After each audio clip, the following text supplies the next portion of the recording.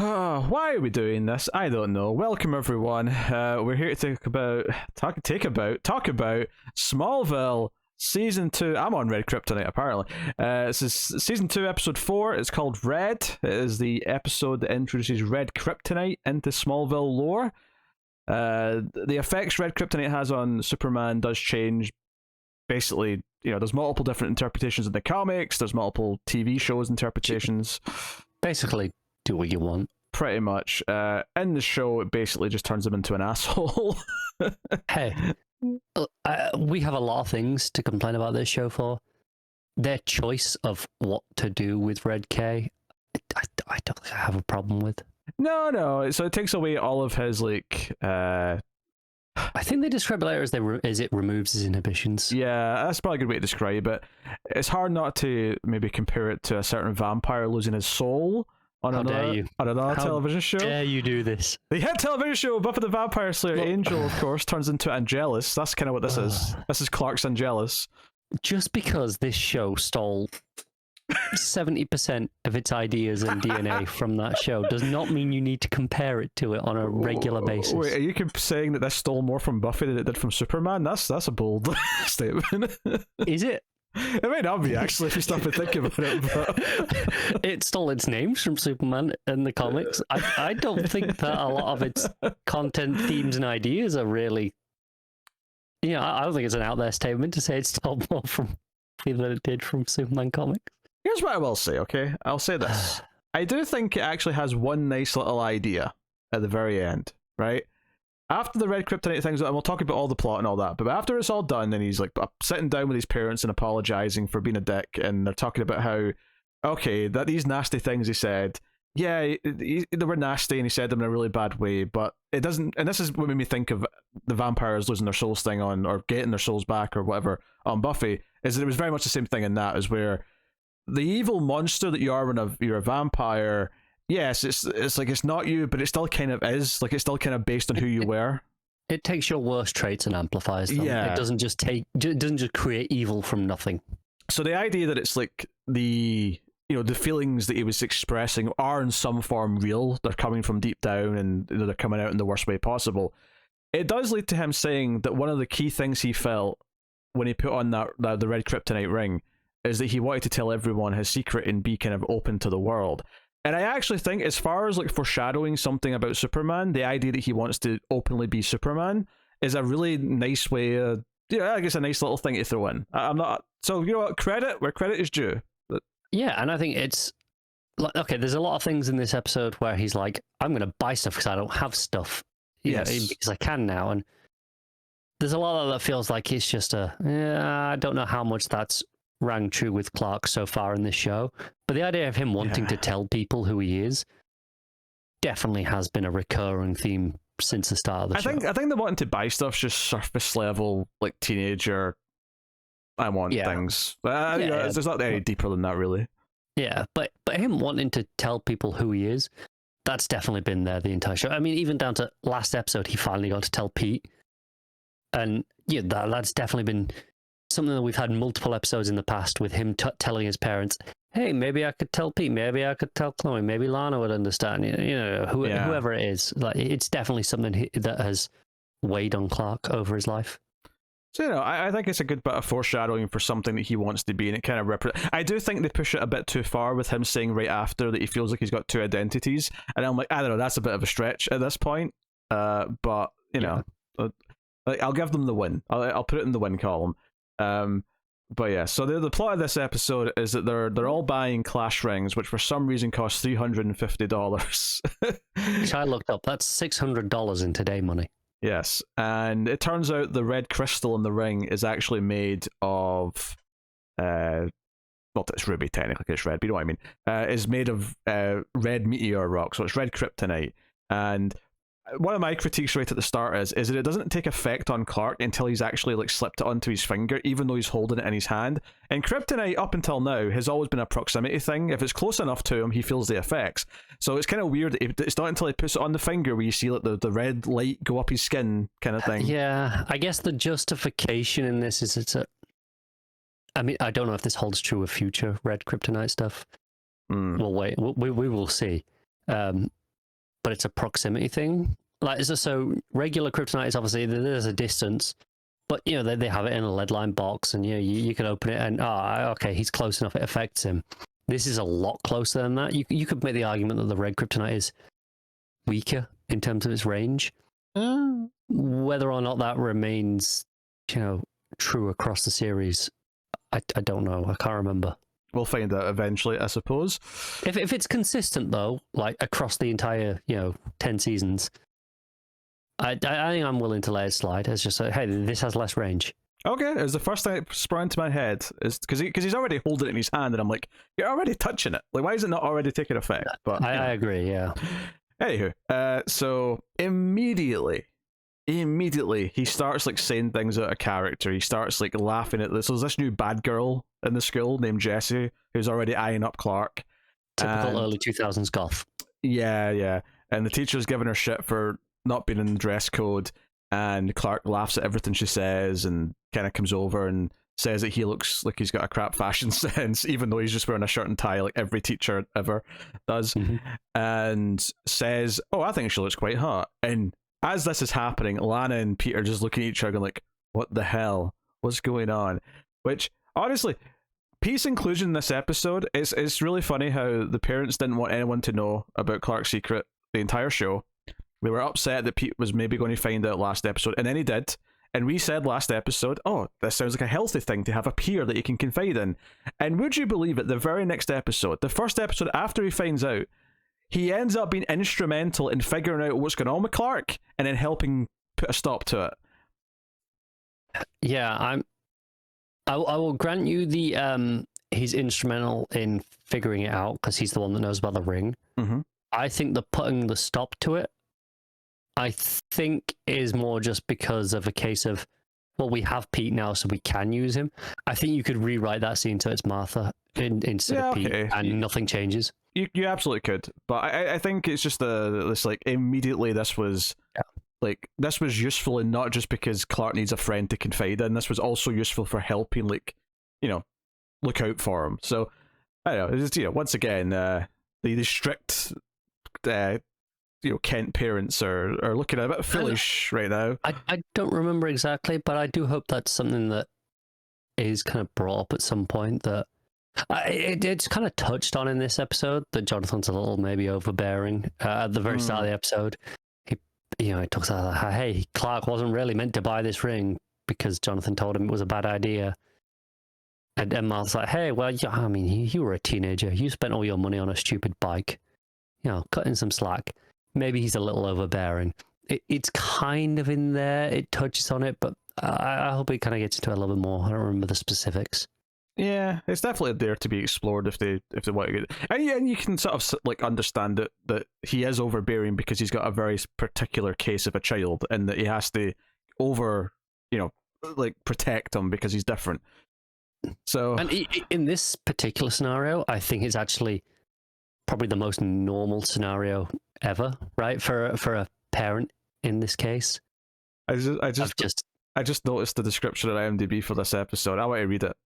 Oh, wait. Let me get through this first, and then you can read it. Okay.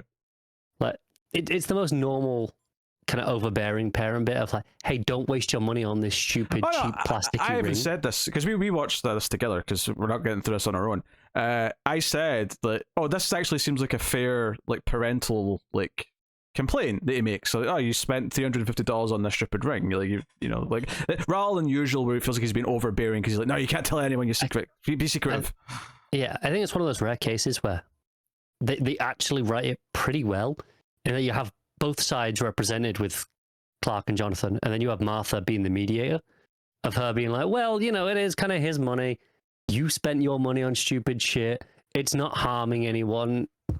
In theory, obviously in this case it turns out it is harming him, but that's kind of an unknown quantity.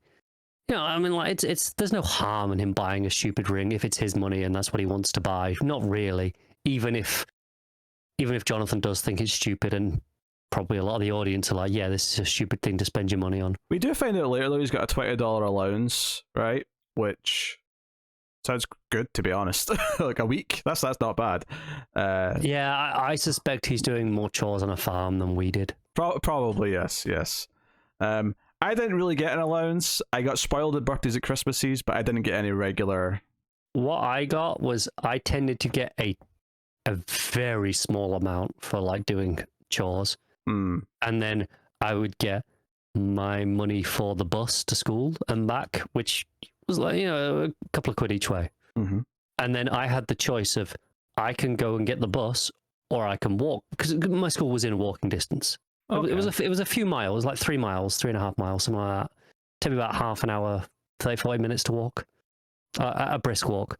I had the choice of, well, you can walk and have the exercise and keep the bus money for yourself, or you can get the bus. It's kind of up to you. And that's where most of my money as a young teen came from.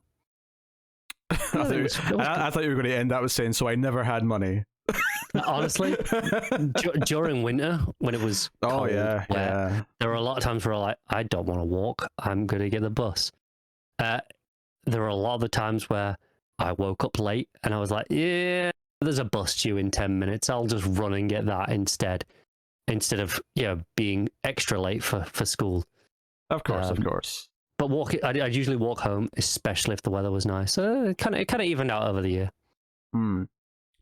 So anyway, the description for the episode made me laugh when I noticed it. It says Clark gets his Smallville Clash ring, but the ring contains red kryptonite, making him turn into Dark Clark. Dark Clark, I love it. That's what it says. I saw that in all caps and just started laughing because it was too good. It was too good. That's a fan-made description if ever there was one, and I love it. Oh, absolutely, yeah. Dark Clark is what I'm here for. So Clark starts acting out a character. He keeps showing up late to stuff. The big thing is, though, is that overnight he uses his parents' credit cards to buy a bunch of stuff, right? And they're like, hey, there's a satellite dish up, which is funny to me because I feel like you have to get someone to install that. Yeah, I got the same. The rest of it, they're like, oh, it's this cheap dude in Metropolis. So I guess he was just running back and forth from Metropolis. I guess, yeah. Which, I mean, he's Superman. He can do that. But the funny thing is, though, is when they walk in, some of the stuff that he's bought is very random. Like, there's just a jet ski sitting there that he's bought. And a kayak. Like, the kayak might have been there already. No, it was a brand new red kayak. Okay, so a lot of water in Kansas that I'm unaware of.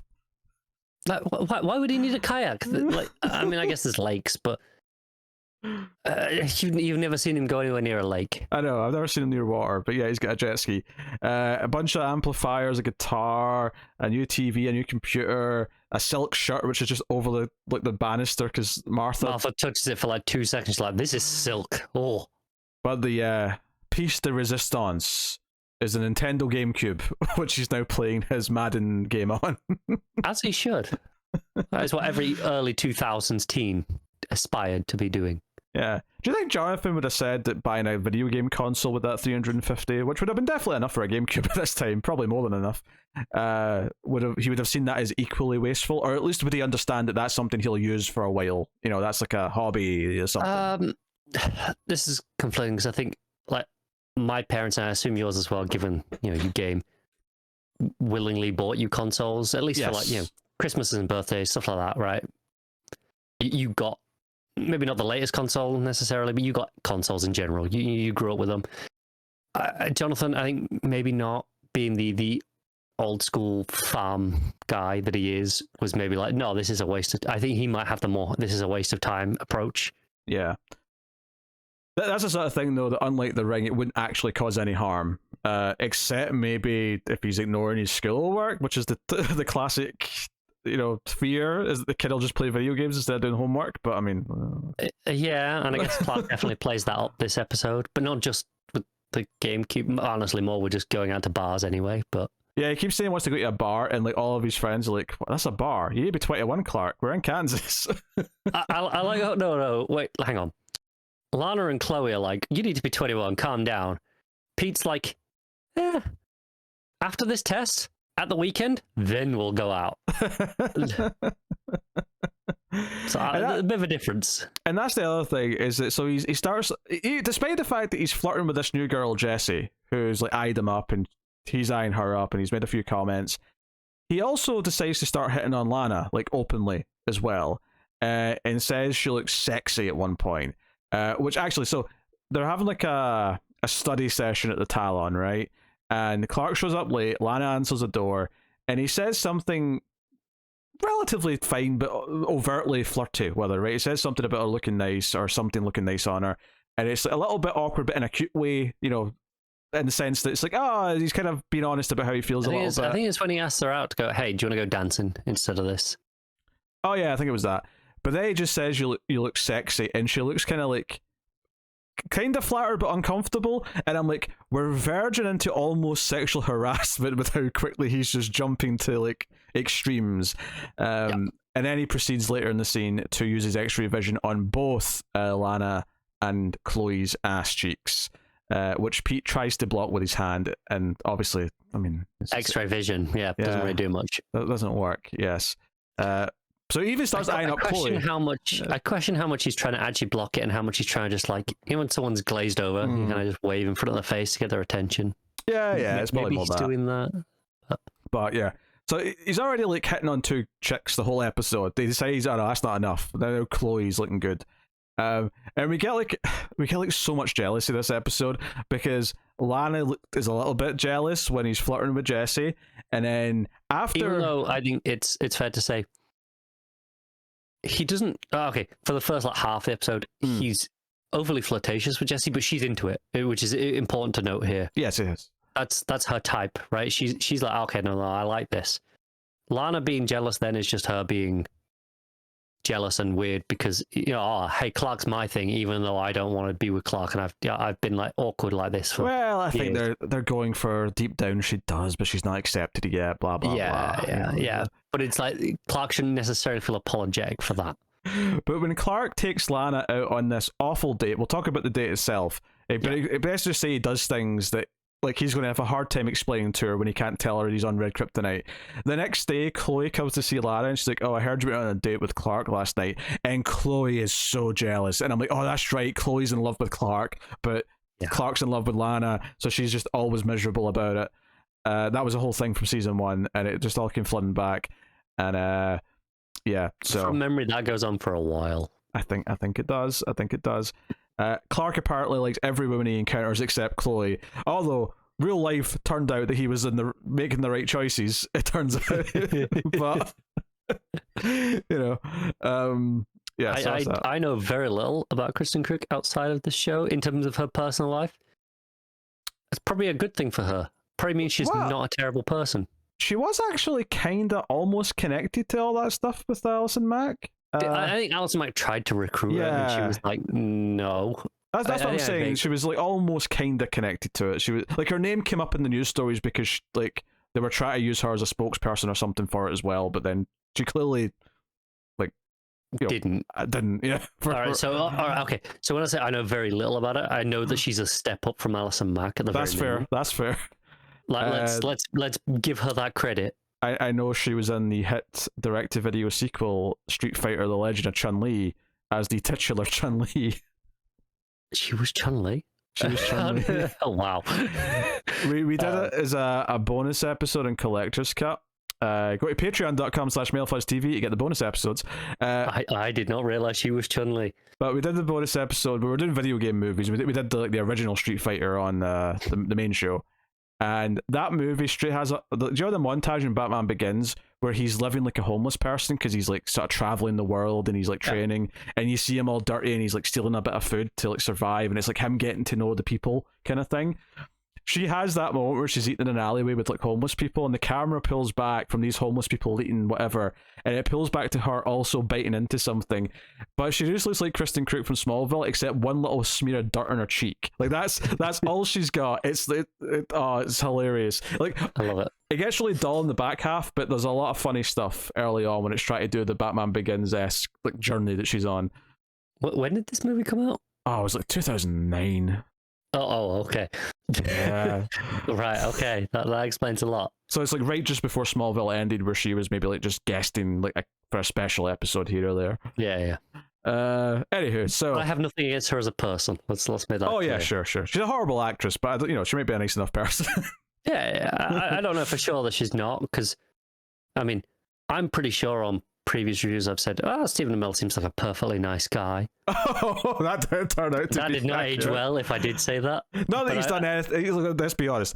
It's not in the same level as Allison Mack. We're not talking about that kind of levels, but no, but he's still kind of a dick. He's a dick. He doesn't. Turns out he's kind of a dick. Yeah, he doesn't support the actor strike, and he intentionally promoted his season 2 of his show, despite the fact that they're not supposed to promote anything right now. Yeah, and then I saw some stuff about him being shitty about a dog shelter on his street because it was making too much noise, and maybe.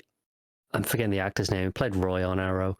Maybe kind of left the show as a series regular because he didn't like working with him.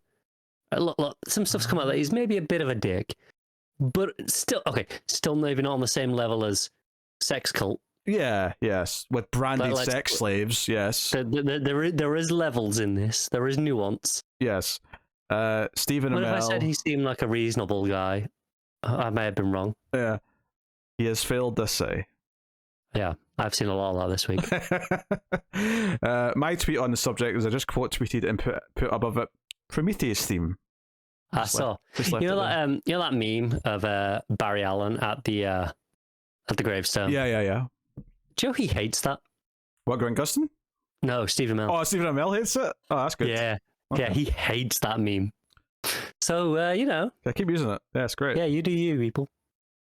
Oh, yeah. So, Clark is on this date with Lana to, like, a bar. And again, we're in a state where you have to be 21 to drink. So it's, like, I know they look older because the actors are older, but they're supposed to be, like, 16 right now. And I just, like, I'm trying to imagine, like, a 16-year-old walking. Like, it's one thing in the UK where the age of drinking is 18. So, it's like, yeah, you can kind of fudge it a bit at that age. But 21... Like, how many 16-year-olds are looking 21? That's it. Like, I definitely fudged it a little bit. 16, you knew which pubs would serve you. Again, with the age being 18. It's 2 years. If the age was 21 here, there's no way I was getting served at 16. Oh, yeah. Nowhere was serving me at 16. Yeah. And now, I said this when we were watching it, but it's especially bad when he ditches Lana to go dance with Jesse because Lana's not having a good time and doesn't want to drink. That he's basically just abandoned a 16... And again, forget what Kristin looks like because she's actually like 18, 19, 20, whatever she is playing this role. He's effectively... Imagine an actual 16-year-old girl who's been abandoned in a bar full of over 21-year-olds in the city. Like... like that's like a really dangerous, shitty thing to do to someone. Which obviously I'm not saying he's like super guilty for it because he's on red kryptonite, but look at it from her perspective, where she doesn't know he's on red kryptonite. How can she ever forgive this dickish behavior unless she actually finds out? Oh no, it's an alien like drug effectively that changed them into this. Like, it's going to be seasons and seasons and seasons before she knows the secret. That's the thing. Lana's the one that really suffers in this episode for not knowing. Chloe doesn't really see enough of it to really impact her opinions much. She hears a few things, but she doesn't really see that much. And Pete knows. Pete knows now, so it's irrelevant. He understands, oh, hey, hang on, something's affected him. Lana, she sees a lot of shitty behavior with no reasonable excuse. And Clark's dressing differently. At one point, it looks like he's stolen one of Lexi's like black long coats because he's walking around in that. Quite a nice looking coat, and Lexi's like, "Hey, that's a $2,000 coat." He knows because he stole it from your closet. Yeah. He's wearing a leather biker jacket at one point. He steals his dad's motorbike to go, which by the way was only introduced, I believe, this episode because you see Jonathan working on it at the start, and I'm like, I don't think that's been there before. Yeah, I definitely, but like. Jonathan is a tinkerer with engines. I think we've seen before. Yeah. Stuff like that. But with the bike specifically, I think big difference between tractor though and like a motorbike that's more of a vanity item. Yeah, which he's entitled to. I'm not. If that's his thing. That's his thing. And that's kind of Martha's point, right? So he pushes Jonathan. When Jonathan realizes he's acting really out of line, he shows up and tries to talk to him just before school. Clark pushes him back with his super strength. And Pete goes over to him. It's like, hey, you all right, Mr. Kent? And it's a whole thing. And it's like, shit. If he's out of line and he doesn't want to work with us, we can't really force him to do anything because of his powers, right? That's what comes up here. My favorite scene in the episode, my favorite deliciously evil scene, is Clark basically just mocking a blind man in Lionel Luthor by taking his glasses and like sort of dancing around him a little bit. I don't know. I just thought that was deliciously evil. I think my favorite is like the sequel scene to that. It's in the same moment. It's where the dude who's hunting Jesse and the U.S. Marshal, yeah. Well, yeah. The bad girl that Clark's into this episode is a U.S. Marshal looking for her the whole episode. It's like a blip that doesn't really matter. He's actually looking for her dad because her dad is a technically, dude. But he only ever asks about her for some reason because I guess she's easier to track and she. Yeah, but you think he'd say, "Have you seen either of these two people?" You know, and hold up two photos. But no. He only ever asks about her, and he definitely electrocutes a kid at the start.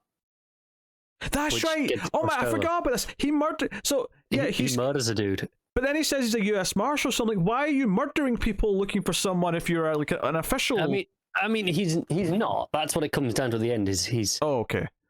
He's like he's doing it for the money. He's bringing the guy back. That's right. Yeah, there's a scene at the start where he's interviewing a teenager who knew Jessie wherever she was before, right, in the city, and he's in this metal bathtub in what otherwise looks like a chemistry lab. Yeah, this is a Barry Allen origin scene. But the guy kills him by just throwing in his little boombox into the water and electrocutes him. And the amount of like electricity effects we get off this little boombox in the water is comical. Yeah, it is. It's insane. But my favorite scene is when this guy, where Clark like just super speed steals his gun out of his hand and then is like, "Hey, I'm not scared of this gun," and then shoots his own hand multiple times to be like, "Hey, these bullets do." Shit all to me. But without saying that, because Lionel, of course, is hearing all this but not seeing it, and he's like, what's going on? Yeah. Yeah. And this is the genesis, it seems like, of Lionel also being interested in Clark, because he knows this is Clark. It's came up who he is. So he knows that Clark might be interested. And at the end of the episode, he's holding the bullets in his hand. And obviously, Lex has his fascination just due to the car, which is referenced again in this episode, which in a weird way I appreciate because it links it with Lionel's journey.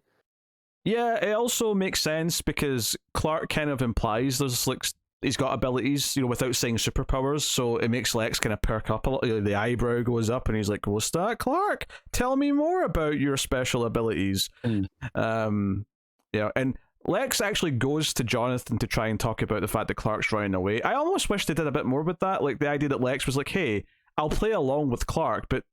Really, I'm going to go to his parents and say, "Hey, why is he acting out a character? I think you need to help your son." Like, you know. Honestly, I think there's a few times over the show that Lex and Jonathan have these moments that I think are probably some of the best stuff in the show. Is their dynamic, like where they're kind of fundamentally opposed to each other, but ultimately, like in their own ways, at least, especially early on in the show, kind of do have this care for Clark. They are like, you know, friends or father figure, you know, whatever they are. Yeah, which makes more sense to me actually, because I was thinking this in the previous scene where Clark said, "I want to run away from my parents and go do stuff," and Lex plays along. Clark says, "Oh, I've got nothing left in Smallville," and Lex leans in and goes, "What about Lana?" And then Clark keeps talking and sort of saying what he says. And what the thought that occurred to me as he said that is, I'm like, you know what? It's actually really weird how this 20-something guy is talking to a teenager about his love life with a high school girl. Because if you imagine you talking to a 16-year-old or maybe they're 17 now. Imagine talking to a 17-year-old now and talking to them about their love life like that person's like, you wouldn't take it seriously. You'd be like, "Oh, it's a shame the girl you like you're having problems with." But he talks about it like he's speaking to a mutual of his own age about someone who, "Oh, you may marry this girl." You know, that's kind of like the tone when Lex is talking about Lana to Clark. It's like, "Oh no, you're actually soulmates," and you know, I'm supporting you, Clark. It does kind of again just sort of like broadly show how kind of silly it is when you think about it. Again, you don't notice it because the actors all look older, but if you imagine this actually being like a 25-year-old talking to a 17-year-old about their love life, it does feel a bit weird. It's like, yeah, this is a weird friendship he has with him. See, this is kind of weird for me, but I kind of, in some ways, disagree. Oh? Okay, in context, I think it is weird because they don't have this relationship that they should have. It's just by this weird chance, right? But there are people that at my workplace that are 10 years younger than me that talk about their partners, and it's hard for me to just. I've been with Paige for 11 years. You know, I've been with her since I was 18. So it's like, why should I say, oh, you're, you know, these people are 19 and they're talking about their partners like 18, 19. I'm like, is it really that different? I think it is. I think it's a little bit. I think the difference here is I only know them from a workplace relationship. Yeah. Right? Like, as opposed to I didn't go out and seek them as friends. Whereas Lex hit a dude with a car and was like, you're my best friend now. Yeah. Well, I think it's a combination of one. I think it is a little bit weirder when it's like, I mean, okay, you can still be in high school and be about to leave at 18, but by and large, like when we talk about high school, we're talking younger than 18. So there's that. Yeah. But I think there's also just, again, it's the tone of which he talks about, oh, what about Lana? You shouldn't leave your hometown because of your high school girlfriend. Like, most people, if they're giving advice to a teenager, would be like, no, you should go and explore. You should go and, like, go off to college or go off and do whatever. You shouldn't stick around for a teenage romance kind of thing. And I'm just like, I don't know. There's just something about it where the characters are all being written kind of like, I mean, not the parents, obviously, but they're being written like they're almost the same age, except the fact that you get Lex and Jonathan talking, you know, a scene later, which reminds you, oh yeah, Lex is more of an adult, and he's supposed to be more of an adult. Like when Lex is talking with Jonathan as peers, it feels more real than when Lex is talking as Clark as peers. Yes, yeah. The friendship feels weird, I guess, is what it boils down to. But I'm just like, this was just a weird little moment where it just clicked for me that this feels off. Like, it's not that Lex and Jonathan ever feel like friends, because they're not, but they feel like equals. In a way that Clark and Lex usually don't on this show. Yeah, so that just stuck out to me. But regardless, you know, they have this scene, and along the way, Pete's talking to Chloe, and Chloe's like, I told you these rings were fake. It's this red meteor rock. And of course, Pete knows enough about Clark to be like, meteor rock, hang on a second. So he goes to the Kents, tells them that the rings are made of the red kryptonite, and, you know, obviously Jonathan has to begrudgingly be like, thanks, Pete, for, you know, giving us a solution to a problem that we know. And, you know, I did at one point towards the end of the episode say, you're saying it sounds believable, and maybe it is, but you know, maybe they could have done something interesting with Clark taking the ring off for a reason, like just, you know, by chance, you know, he takes it off to go for a shower or whatever it may be, and maybe he does go back to normal Clark for like a scene, and then maybe he could even do something where he doesn't like feeling that way, and he chooses to put it back on. I don't disagree that that's a really interesting, dramatic scene to do. I also think it's still believable that people just wear the jewelry. I wear my watch in the shower all the time because I just forget to take it off. It's not something that I think about. It's just, it's on, so it's on. I guess it works in the sense that he's a teenager who really wanted to buy this ring. His dad said no, so he cares enough about it that he's going to keep wearing it. But to me, the idea of caring about a Clash ring is absurd to me. Maybe it's because my high school didn't have Clash rings, but it's what's yeah, my school didn't have hoodies. Or if it did, I sure shit didn't buy one. Yeah. No, I mean, obviously we went in school in the UK where you have uniforms, but there was no hoodies with, you know, my high school. I also think the idea of school pride that I see on American TV shows does not exist in the UK, and it is alien to us. Oh yeah, it does not exist at all. No one cares about the sport teams, and that goes for college and university level as well. Like, unless you're like actively in that industry and you're like a scout or something, I guess, like no one's paying it. Like, I think the only exceptions are maybe like your Oxford Cambridge the rowing thing that happens every year. Oh sure, okay, I've heard of that, so I guess that's an exception, but that's a very weird specific example. It is a very specific example. Whereas actually, just today I was listening to a games podcast, and there's a whole thing right now about college American football players finally being paid something for their likeness being used in a college football video game, and how it's this whole big thing. And apparently, like, the team mentality of all that all comes back from when states sort of viewed themselves as individual countries, and that's kind of how it's funneled into the modern world, as they all have this like you know, that's became the rivalries of the sports teams. Yeah. Which, okay, but even in old movies and stuff, like, or movies set in like the 50s, like the entire small town goes to the high school basketball or football game kind of thing. Like I don't know, like, parents might go to a sports game because their kid's in it here, but that's it. Like, no one goes because they're just a fan of the sport. No, here that's just not a thing. Not in terms of schools. So you have, well, obviously the major sport in this country is football, football, not American football. Yes, that's soccer for the Americans. Yes. Yeah, and you definitely have like the grassroots teams, the local level teams that are supported pretty more than you'd expect, but less than any major teams, less than any real teams. But they're still like in like one of the divisions, right, of the league. Like they're in like the third or fourth divisions, right? Oh, I'm talking lower. So you have like really, really brief. English football goes Premier League, Championship, League One, League Two, and then you have National League, which encompasses pretty much everything below that, and that's split up into like Northwest Division 1, Northwest Division 2, Southeast, like stuff like that.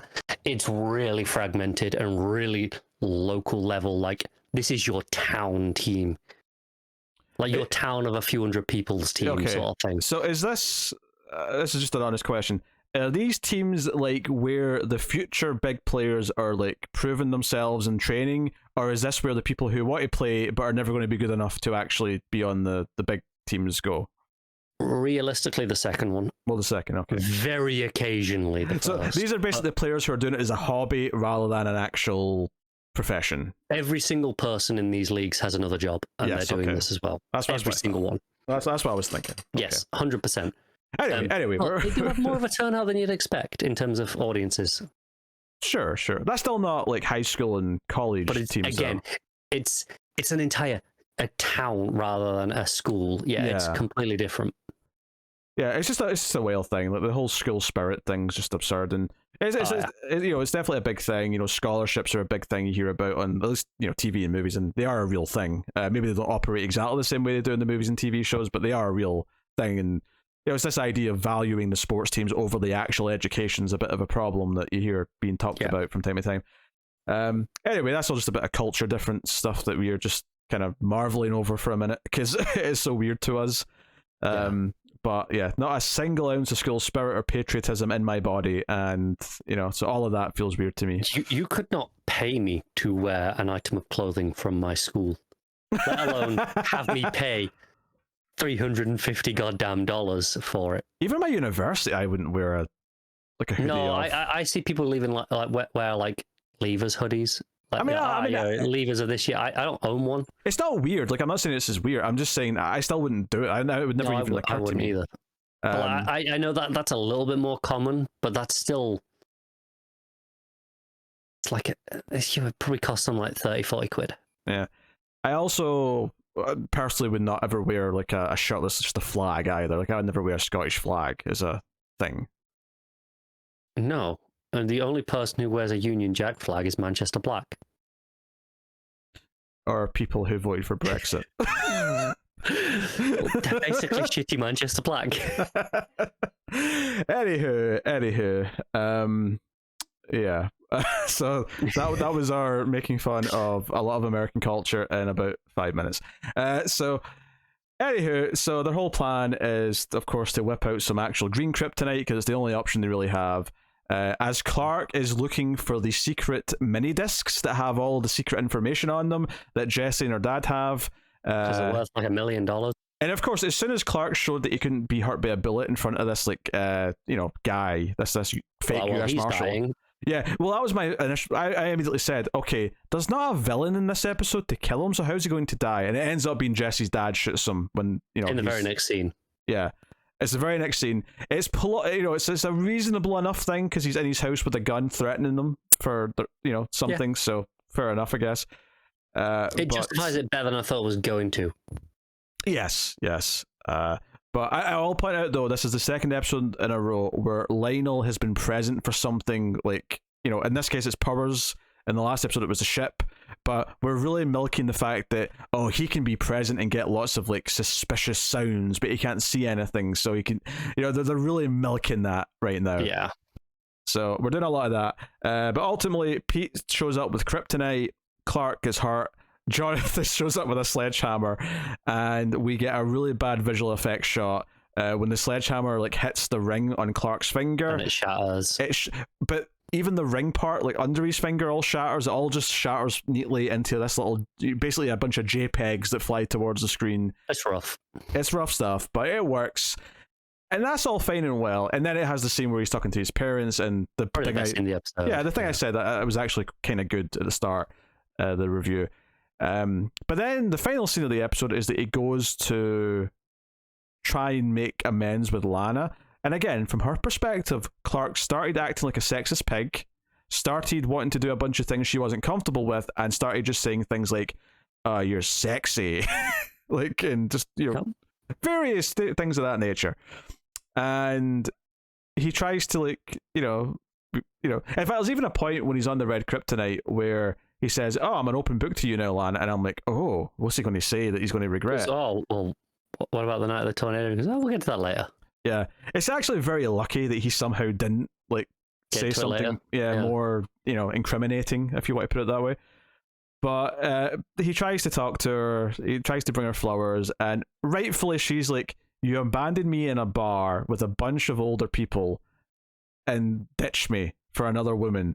Like, why should I ever entertain being your friend ever again? And rides off. And she's right. Like, from her perspective, why should she ever even, like, get over this? Like, that should be fine next week. But this is legitimate, like, breakup material. Not just, like, romantic breakup, but just in general. This is breakup material. So... yeah, it definitely is. It's like how he's going to spin this or, like, somehow win her back, I don't know. It's like, I was going through a phase that lasted... just be back to normal and they'll pretend it didn't happen. Yeah, it lasted 3 days, and I did something really unthinkable to you, but I'm better now, so... Maybe he should just say he was on drugs. Probably go down better. It would probably sell quite well. Yeah, I'm almost disappointed that I know for a fact there's not going to be, like, there should be an entire episode, like, in season 5, 6, whenever she actually finds out. Maybe 7. I can't remember what it is. It's not that late. She's gone by then. Okay, well, when she does find out, there should be a whole episode with her just bringing up all the weird things that she remembers, like this, like, so when you were acting like a bad boy and, like, try to get me to drink, what was that? And like, okay, don't worry about it. Yeah, that was Red Meteor Rog, it's fine. There should almost be like a comedy episode like that where she's just bringing up things all episode, like, and this time when this thing happened, that was Black Kryptonite, or but this time, well, someone was in danger and I had to use my super speed to, just you could do a whole episode by that point. You could. I'm sure they don't, and I'm annoyed by it. Or if they do, they waste it on shitty melodrama. Yeah, that's probably what happens, yeah. Actually, there's a really dramatic bit of directing.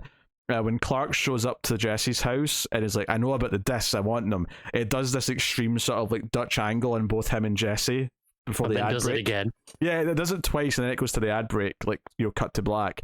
But it was like a really over-the-top bit of direction that just stuck out to me. Oh, dear. This episode has an 8.7 on IMDb. Ooh, that does not bode well for the rest of the show. if this is what an 8.7 is in Smallville. Yep. Oh dear. I mean, it was like, it introduces a major part of Superman mythology. It does actually foreshadow something kind of decent, and it makes use of the fact that Pete knows. Like, he instantly feels like more of a useful character to have on the show. We kind of said this last time, but it's almost like this was his purpose, but they couldn't, like, they had to wait until they could do it. So there was just, like, a lot of him just being around with nothing to do. Yeah, it's better now, at least. Yeah. I get why this is probably one of the better episodes. Yeah. It's probably just going to feel refreshing that someone else knows, at least for, a while. Episode, Also, Clark does kiss Lana in this episode when he's under Red Kryptonite, and I don't remember because it's been so long since we reviewed the first season if this is their first kiss or not, but it's kind of weird. The way it's not brought up again, I assume not. Yeah, but I can't be sure of that. It's one of those things though, like by the time they have their first real kiss, like, how many fake kisses have they had when he's under a certain thing, or maybe she's under, because I know she's going to be a witch for an episode later. So it's more than one episode. Oh god, is it? Oh no, that's like the entire season. No, but she's not possessed the whole season. Oh, she's possessed for a lot of that season. Oh god, I've blocked this out of my memory. I'm pretty sure she infects Chloe at one point, and Lois. I think Lois is I remember all three of them doing the charm thing. They're in the cave and they're all yeah. No spoilers though. No spoilers for everyone. Yeah, I think she's possessed for a few more episodes than that. All right, well, There's Red. I just googled it. There's definitely a kiss. There's a picture of them kissing in season 1. Okay. So there's been at least one kiss before. All right. Yeah. Okay. What was the reason for that, and that been ignored? I don't know. The episode was Nicodemus. I don't have any more context for it. Okay. Well, fair enough. Doesn't matter. I'm sure someone in the comments might tell us if anyone cares about this. Also, never let it be known that the older demographic is not pleased with this show because Jonathan had his shirt off for a scene. Looking very manly. Yep. All the ladies, I'm sure, swinning in the audience. But yeah. Also, did you feel like Tom Welling actually felt more natural being a dickhead in this episode than his normal good guy act? I think it felt a little bit more natural with him being. He got to be a little bit looser. He didn't feel like he was quite as uptight, and I think it was a little bit easier for him to play. It's not when he was being a dick necessarily.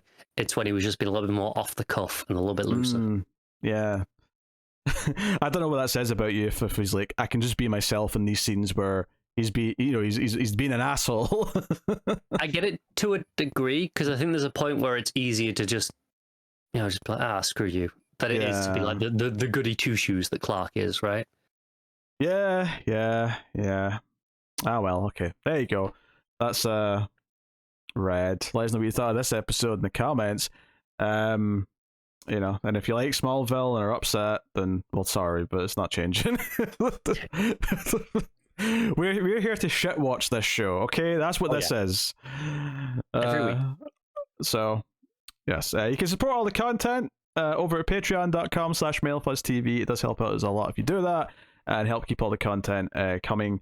But that is our thoughts on this episode of Smallville. We'll see you next time. Keep watching TV. Have you got any vanilla meteor rock?